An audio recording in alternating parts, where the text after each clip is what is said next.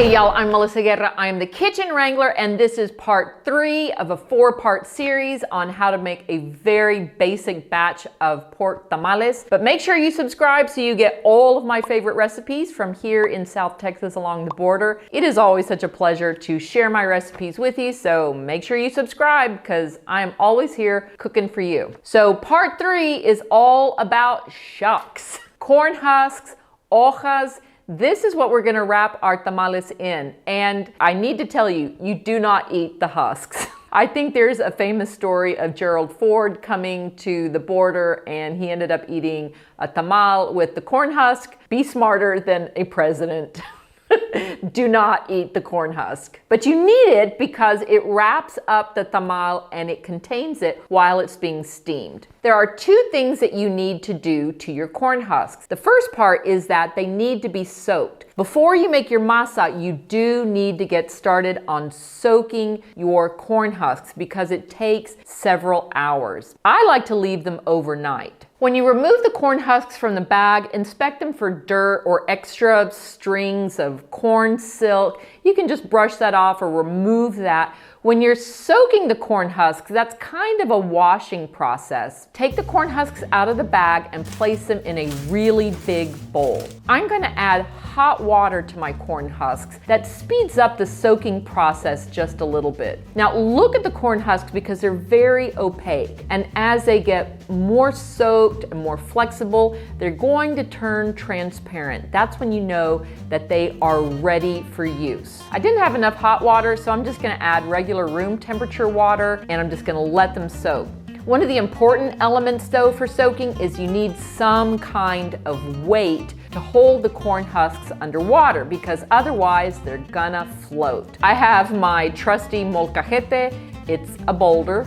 It is just a stone mortar and I'm gonna turn it upside down and that is gonna push the corn husks underwater. If you don't have a molcajete, you can use an empty bowl and you can place that on top of the corn husks and then you can place something heavy inside the bowl. I'm using a tortilla press. It's made out of cast iron. It won't get wet because it is in the bowl, but it's still not heavy enough. I'm gonna add some other heavy items to this bowl to keep the corn husks underwater. And if you don't have anything else that's heavy around the kitchen, you can always just add water to the bowl because the water inside the bowl will push the corn husks down as well. I know some of you are thinking bowling balls would work. Oh yeah, if you have a bowling ball, you can definitely put that inside your bowl. That's up to you, but I don't have a bowling ball, so I use what I have on hand, which is my molcajete. When you notice that the corn husks are transparent and very, very pliable, they are ready for use. Check the inside though of the corn husks because in the center of the bundle, there might be some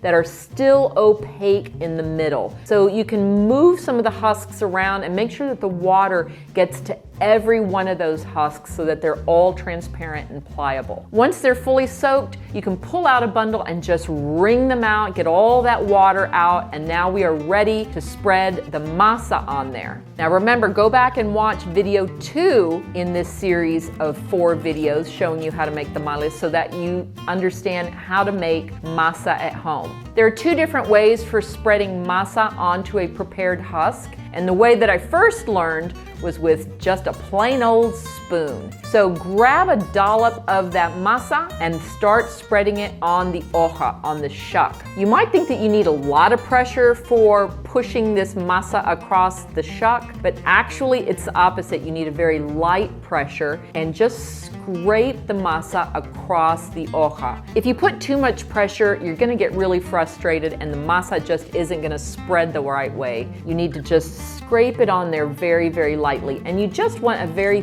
thin layer of masa. Practice does make perfect. You gotta just keep trying and trying and trying. You will learn. Putting masa on an hoja is an absolute skill. But if you are making several dozen tamales, let me tell you, friend, You're gonna learn this skill forever. You will get it down. But remember, it is not about putting a lot of pressure on the masa. It is a very light scraping of the masa that moves the masa across the hoja. In the comments below, I have a list of all the tools that I like to use for making tamales. And one of the top tools is really handy tamal masa spreader that is plastic. We use these all over South Texas. They work super well. They're sort of like a trowel that a carpenter would use for moving grout or concrete across a brick, but they actually work really well for spreading masa on tamales. These tamales that I made today, I made absolutely by myself. I think I made 8 dozen tamales in a couple of hours, and this tool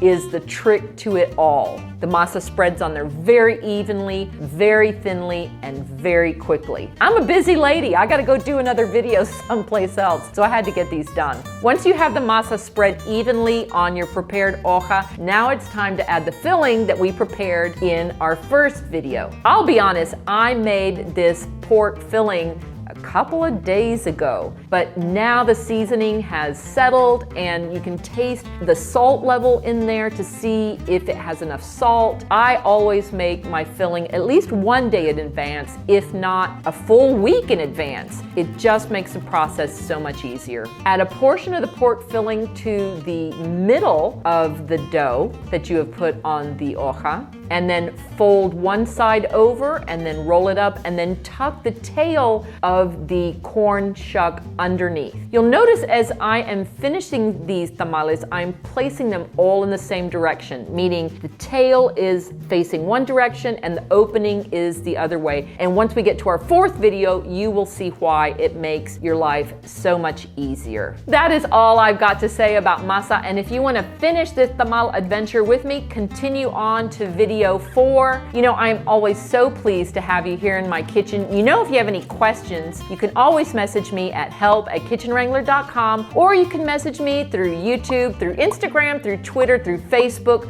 through TikTok. I'm all over the place, and I'm always looking forward to hearing from you. I'm Melissa Guerra. I'm the Kitchen Wrangler, and I'm looking forward to seeing you here at the ranch again soon. Bye now.